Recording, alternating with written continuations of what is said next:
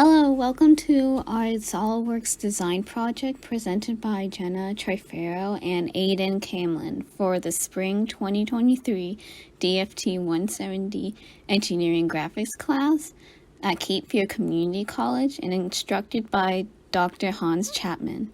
For this project, we decided to design a hand trolley. For the design, we decided to base it off of these trolleys as we believed it was a good fit for our simulation of force and the animation of the trolley tilting backwards. Our model is not the exact design of the trolley, but is a good representative for our framework. For our model, we have 5 parts, one being the wheel that allows the trolley to move. It will be moving on our axis part, which is on the bottom right of the paper. Then we have our main frame of the trolley, which is in the top left corner, and in the bottom left is our bottom attachment that is used to hold objects, and in the middle is the cap that will be attached to the end of the wheels. This is our main body that will be used as a handle and a frame for our trolley. To create the part, we created 2 planes and drew a path with lines on one plane. We then copied the path to the other plane, and our part has rounded bars on the outside of the frame created by the Structural Manager tool and extruded rectangles attached to the middle for structure. For our bottom piece, this is attached to our main body frame that allows for objects to be slid on top of and be picked up by the trolley. We used an L-shaped line where we extruded the midplane and thin feature in order to give it its shape.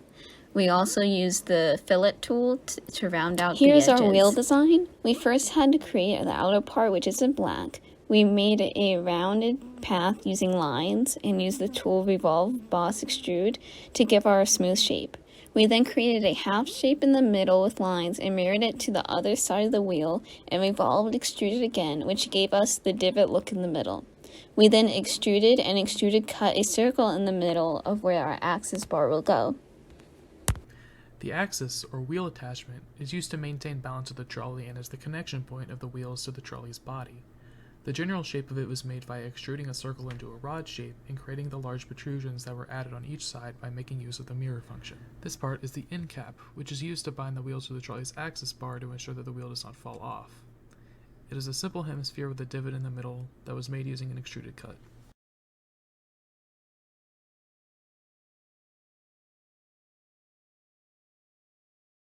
This is the finished assembly of the hand trolley. They are commonly used for easily transporting multiple items that may be uncomfortable to carry, such as boxes, bins, and food items. The 2-wheel design makes this purpose much more streamlined since it is not commonly used to move very large objects. The drawing document for our assembly showcases its orthogonal and isometric views. As mentioned in the title block in the bottom right corner of the document, the trolley is mainly composed of alloy steel for the general frame, and occasionally plastic for parts such as the wheels or handle. The tension that the bottom plate, where objects sit, endures when a force of 3 newtons is applied. It is naturally sturdy and not easily breakable due to it being required to transport things too heavy for most people to carry. This animation is used to demonstrate the intended method of use for the hand trolley. The bottom plate is not meant to drag on the floor, so you lift up the front of the trolley and move it via the wheels in the back. Not only does this make transportation easier, but also makes it more difficult for carried items to topple over, since they are also resting on the trolley's main body in addition to the plate on the bottom. For what we learned from this project, it's that working as a team and evenly distributing workloads is very important. We also learned how to brainstorm multiple ideas and plan ahead of our project. Lastly, learning to professionally communicate allowed us to know each other's progress and reach out if help was ever needed. For our takeaways, we learned that we should spend more time brainstorming SOLIDWORKS tools and techniques to make our assembly more efficient. We also learned to spend less time focusing on small details of our model in order to get an efficient assembly. In other words, we should have prioritized function over looks.